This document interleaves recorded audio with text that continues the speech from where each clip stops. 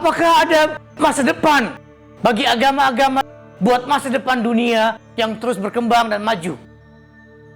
Kalau agama-agama yang mendominasi dunia sekarang ini agama-agama garis keras, yang radikal, militan, tidak toleran, yang melanggar banyak hak asasi manusia, yang mencintai dan memakai cara-cara kekerasan, mungkin agama semacam ini pada saatnya akan tergeser dari masa depan dunia. Kenapa? Sebab ke depan dunia akan makin dicirikan oleh demokrasi yang makin mengglobal. Dalam demokrasi, semua orang dari segala lapisan golongan dan jumlah diperlakukan setara. Dalam demokrasi, nilai-nilai yang dijunjung tinggi adalah toleransi, pluralisme, penghargaan pada hak-hak asasi manusia, dan hukum-hukum positif.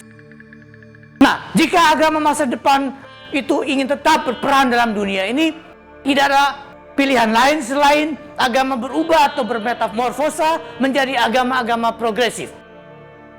Di tahun 1950-an, 60-an, para pakar sosiologi, khususnya sosiologi agama dan sejarah politik, memprediksi pada abad 21 agama-agama akan tersingkir dari dunia, tidak lagi menjadi agama-agama yang berperan di dalam kancah sosial dan kehidupan politik, tetapi hanya menjadi bagian dari kebutuhan privat dan batinia manusia. Ini disebut teori sekularisasi.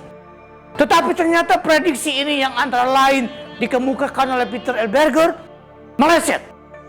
Memasuki abad 21, ternyata agama-agama bukannya lenyap dari kancah sosial dan kancah politik, tetapi kembali masuk. Kalaupun sekularisasi tetap kuat di negeri yang ada di dunia ini, itu adalah di Eropa Barat dan Tengah. Negeri-negeri lainnya sekularisasi tidak terjadi seperti di Amerika Serikat, bahkan juga di Indonesia. Nah, ke depan kita tidak usah lagi memprediksi apakah agama akan lenyap. Satu hal, agama tidak akan lenyap selama dalam otak kita masih ada ruang-ruang neural yang hanya bisa dipuaskan kalau ada masukan atau input religius dan menghasilkan spiritualitas yang diekspresikan oleh manusia.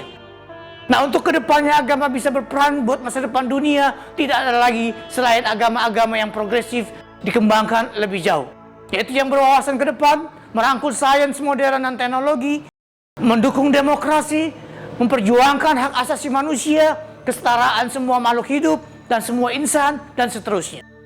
Nah, jikapun agama-agama garis keras fundamentalis makin menguat, sudahlah saatnya negeri-negeri yang membela kapitalisme internasional yang positif misalnya memperhatikan sebab-sebab sosial dan ekonomi dari gerakan-gerakan keagamaan radikal, yaitu berdialog dengan mereka di sekitar soal-soal ketidakadilan ekonomi, penindasan ekonomi, dan ketidakadilan di bidang-bidang lain yang mereka rasakan.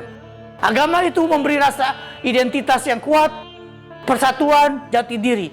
Nah, kelompok-kelompok yang tertindas oleh perekonomian global akan bersatu menjadi agama-agama garis keras. Nah, supaya dunia masa depan tidak diwarnai oleh hiruk-pikuk dan silang sengketa dan kekerasan oleh agama-agama garis keras, tidak ada jalan lain selain orang-orang yang mendukung perekonomian pasar bebas mendialogkan keadaan-keadaan sosial ekonomi kelompok-kelompok tertindas di seluruh dunia, sehingga mengeliminir kecenderungan-kecenderungan untuk agama-agama berubah menjadi agama-agama yang keras dan militan. Itulah masa depan dunia jika agama masih mau berperan.